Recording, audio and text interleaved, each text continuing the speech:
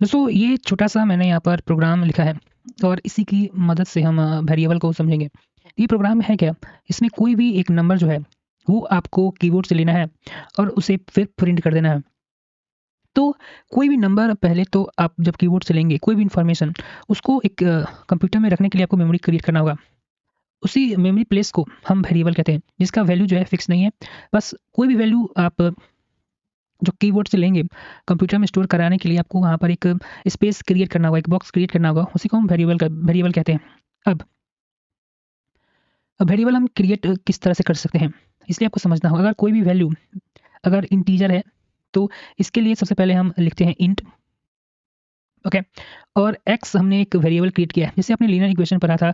जब वैल्यू हम किसी वैल्यू को अननोन मानते थे, यानी कोई जो वैल्यू फिक्स नहीं था, उसको हम एक्स वाई जेड से क्रिएट करते थे। तो आप जो माने आप जैसे भी जो भी माने वेरिएबल आप ले सकते हैं, लेकिन फिलहाल एक्स लिया हुआ है। इंट इसी तरह से हम लोग वेरिएबल को जो है डिक्लेयर करते हैं। इंट मैंने इसलिए लिया है क्योंकि जो मैं वैल्यू लेने वाला हूँ वो इंट होने वाला है। अगर डिसिमल होगा, फ्रैक्शन में होगा, या कोई कैरेक्टर स्टोर करवाना है, इसके लिए हम बाद में पढ़ेंगे। अभी समझते हैं किसी भी इंटीजर वैल्यू को हम किस तरह से कीबोर्ड से लेंगे, उसको स्टोर कराएंगे और उसे फिर प्रिंट करवाना है हमें। तो मैंने यहाँ पर एक वेरिएबल क्रिएट किया है। वेरिएबल कैसे क्रिएट करेंगे? तो इंटीजर वैल्यू को स्टोर कराने के लिए आपको पहले लिखना होगा इंट, उसके बाद आप वेरिएबल क्रिएट कीजिए एक्स वाई जेड, जो भी नाम आपको देना है, और ये फुल स्टॉप से यहाँ पे प्रोग्राम को मैं बंद करूँगा। ये तो आप समझ रहे हैं, मैं सिर्फ कंप्यूटर का कर रहा हूँ कि inter your number. Second line ये आपके लिए इंपॉर्टेंट हो जाता है। ये है क्या? ये है स्कैनएफ। इसकी मदद से हम जिस तरह से हम प्रिंट एफ का इस्तेमाल करते थे वैल्यू को प्रिंट करवाने के लिए, इनपुट देने के लिए, आउटपुट देने के लिए, उसी तरह से हमको इनपुट लेना है अगर कीबोर्ड से, वहाँ पर हम स्कैनएफ का यूज़ करते हैं, ठीक है। अब देखिए यहाँ पर इसमें क्या क्या छुपा है। सबसे पहले स्कैनएफ लिखते हैं, डबल कोट, इसके बाद पैरेंथेसिस हमने दिया है, और यहाँ पर फुल स्टॉप। अब डबल कोट के अंदर ये क्या हो रहा है, यहाँ पर परसेंटेज डी मैंने क्यों लिखा है, और ये एक्स तो शायद ये वेरिएबल है, आप समझ लेंगे। उसके बाद ये मैंने एस परसेंट सिंबल जो है क्यों लिखा है, ठीक है। अब डबल कोट के अंदर ये परसेंटेज डी मैंने इसलिए लिखा है कि अगर आप इंटीजर वैल्यू, जो मैं इस कंपाइलर को समझाना चाहता हूँ, यहाँ पर मैं फॉर्मेट को स्पेसिफाई कर दे रहा हूँ कि जो एक्स में जो वैल्यू जो स्टोर होगा वो इंटीजर ही होगा। मैं इस कंप्यूटर को बता रहा हूँ परसेंटेज डी की मदद से डबल कोट के अंदर कि जो मैं वैल्यू कीबोर्ड से ले रहा हूँ वो इंटीजर होगा, ठीक है। उसके बाद यहाँ पर देखिए, उसके बाद एक कॉलम मैंने लिया है ये, और उसके बाद एंड परसेंट एक्स मैंने जो लिखा है, पहले तो मैं बता रहा हूँ स्कैन एफ, फिर समझिए स्कैन एफ मैंने यहाँ लिखा है। मैंने कंप्यूटर को भी बताया कि आप जो है इस वैल्यू को आपको कहाँ से लेना है, इनपुट लेना है वो कीबोर्ड से लेना है। उसके बाद पैरेंथेसिस दिया, और डबल कोट के अंदर मैंने परसेंटेज डी लिखा है। परसेंटेज डी यहाँ पर दिखा रहा है कि जो वैल्यू मैं कीबोर्ड से लूँगा वो इंटीजर ही होगा, ठीक है। उसके बाद सेमीकोलन मैंने दिया है, ठीक है। और उसके बाद एंड परसेंट एक्स दिया है। ये एंड परसेंट के एक्स मैंने साथ इसलिए लिखा है, जो यहाँ पर आप वेरिएबल लेंगे उसको एंड परसेंट के साथ एक्स एंड परसेंट के साथ लिखेंगे, ताकि ये जो है एंड परसेंट ये एड्रेस बताएगा कि ये स्कैनएफ का जो वैल्यू आपने लिया है, पहले परसेंटेज तो बता रहा है फॉर्मेट की इंटीजर वैल्यू होगा, और वो स्टोर कहाँ होगा, तो एक्स में होगा। ये सिर्फ ये प्रोग्राम यही कह रहा है, और फिर मैंने यहाँ पर फुल स्टॉप दिया है। एंड परसेंट एक्स लिखने का मेरा मतलब है, अगर मेरा यहाँ वैल्यू जो है वेरिएबल जो है वो वाई होता, सपोज कर लेते हैं, तो एंड परसेंट की जगह मेरा वाई होगा, ठीक है। लेकिन अभी एक्स है तो एक्स हम लिखते नहीं, तो एरर क्रिएट हो जाएगा, ओके। उसके बाद मैंने लिखा है कि प्रिंट एफ करो पैरेंथेसिस डबल कोट करने का परसेंटेज डी मैंने लिखा है, स्पेसिफाई किया है फॉर्मेट को कि जो प्रिंट तुमको क्या करना है, इस एक्स को क्या करना है, प्रिंट करना है, जिसका वैल्यू क्या होगा, एक इंटीजर होगा, सेमीकोलन देकर माफ कीजिएगा, कॉमा दिया, उसको एक्स लिया, ठीक है। फिर पैरेंथेसिस के अंदर इस सेमीकोलन देकर इस प्रोग्राम को मैंने स्टॉप किया, इस लाइन को स्टॉप किया है। उसके बाद ये सिंपल देखिए प्रिंट एफ मैंने यहाँ पर लिखा है इसके अंदर। आप जानते हैं इसके अंदर डबल कोटेन का जो भी मैं लिखूंगा वो प्रिंट हो जाएगा। इंटर योर नंबर इज, और ये तो न्यू लाइन के लिए मैंने ब्लैक स्लैश दिया है, ठीक है। और परसेंटेज डी मैंने फिर यहाँ पे स्पेसिफाई किया है इस एक्स के लिए, ठीक है ना, कि जो आपने एक्स का वैल्यू है उसको ये फिर प्रिंट कर रहा है। एक बार प्रोग्राम को रन करवाते हैं। अब बोला है इंटर योर नंबर, अब मैं यहाँ पर 5 ले रहा हूँ और इंटर दबा रहा हूँ। देखिए यहाँ पर ये 5 प्रिंट हो रहा है, और इंटर योर नंबर इज 5। यहाँ हो क्या रहा है, इंटर ये वेरी बने सिंपल प्रोग्राम है। यहाँ पर मैंने ये जो प्रोग्राम है रन हो रहा है, ठीक है। मैंने यहाँ वेरिएबल किट किया है, इंट मैंने इसलिए लिया है क्योंकि एक इंटीजर वैल्यू मैं जो है लेने वाला हूँ, और वो इस एक्स में जाकर स्टोर हो जाएगा, ठीक है। उसको ये सिंपली ये प्रोग्राम रन होता है यहाँ पर इंटर योर 5 नंबर।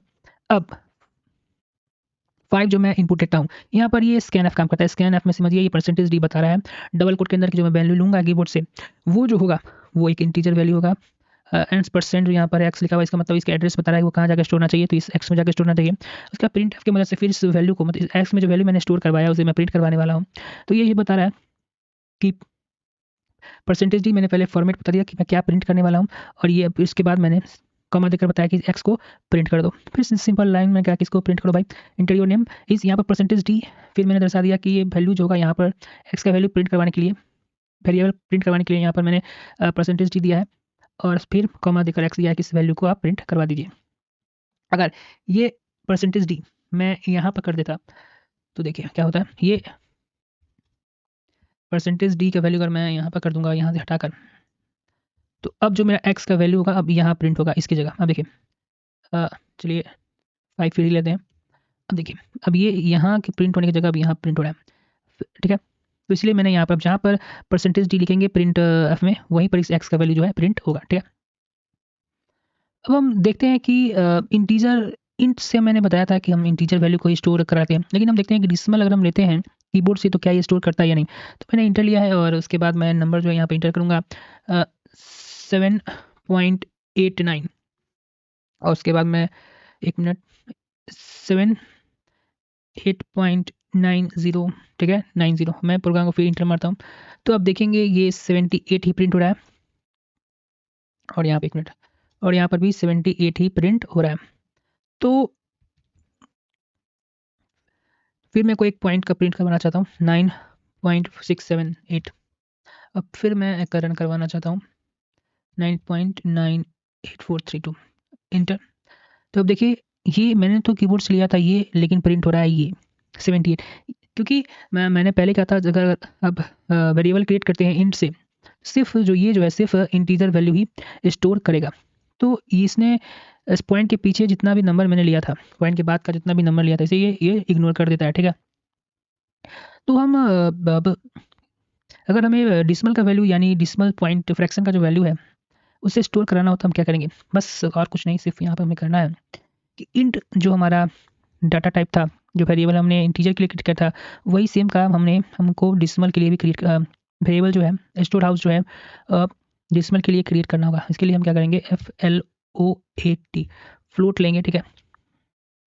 अब जैसे हमने बताया था कि इंटीजर वैल्यू के लिए हम परसेंटेज डी का इस्तेमाल करते हैं, बताते हैं कंपेयर करके ये इंटीजर वैल्यू है।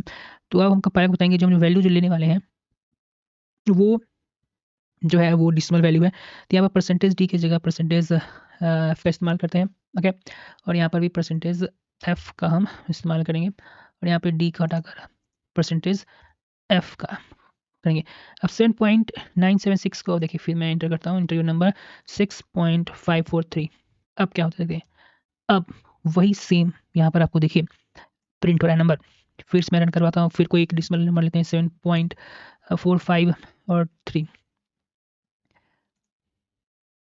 6.45 इंटर 6.4। अब देखिए यहाँ पर डिसिमल के बाद भी नंबर जो है वो प्रिंट हो रहा है, ओके। तो डिसिमल के नंबर यानी डिसिमल वाले नंबर जो है स्टोर कराना है तो आपको यहाँ पर फ्लोट का इस्तेमाल, अब फ्लोट वेरिएबल का इस्तेमाल करना होगा, ठीक है। अब इसी तरह से अब कैरेक्टर का स्टोर कराने के लिए आपको क्या करना होगा कि यहाँ पर हम फ्लोट को हटा देंगे और यहाँ पर लिखेंगे CHAR, ठीक है, कैरेक्टर। और यहाँ पर F की जगह हमको अब प्लेस करना होगा C, क्योंकि अब हम बता रहे हैं कि ये वैल्यू जो मैं लूँगा कीबोर्ड से वो कैरेक्टर होने वाला है। अब देखिए मैं इसको C अब रन कराता हूँ, ठीक है। अब हमें कैरेक्टर जो है वो वेरिएबल में स्टोर कराने है, उसके लिए मैंने लिया यहाँ पर CHR हमने ले लिया है, और फिर यहाँ पर हमने कर रहे हैं कि इंटर योर नंबर की जगह यहाँ पर हम चेंज कर देंगे इंटर योर कैरेक्टर, ओके। अब फिर यहाँ पे स्कैन एफ से हम इनपुट लेते हैं कीबोर्ड से, और परसेंटेज सी से मैंने बताया कि जो इनपुट हम लेंगे वो कैरेक्टर होने वाला है, और %x हमने लिखा है कि इस कैरेक्टर की वैल्यू को आप इस वेरिएबल में यहाँ पर एक्स पर स्टोर कीजिएगा, एड्रेस मैंने बताया है। और परसेंटेज प्रिंट एफ से हमने यही कहा कि परसेंटेज सी जो है ना वो कैरेक्टर का वैल्यू है जो कि किस में स्टोर है, एक्स में, इसको प्रिंट कर दो यार। और फिर देखिए हम प्रोग्राम को रन करवाते हैं, कोई कैरेक्टर हम लेते हैं डी, और यहाँ देखिए प्रिंट हो जाएगा, ठीक है। फिर हम प्रोग्राम को रन करवाते हैं, फिर हम लेते हैं कोई वैल्यू टी, प्रिंट हो जाएगा टी।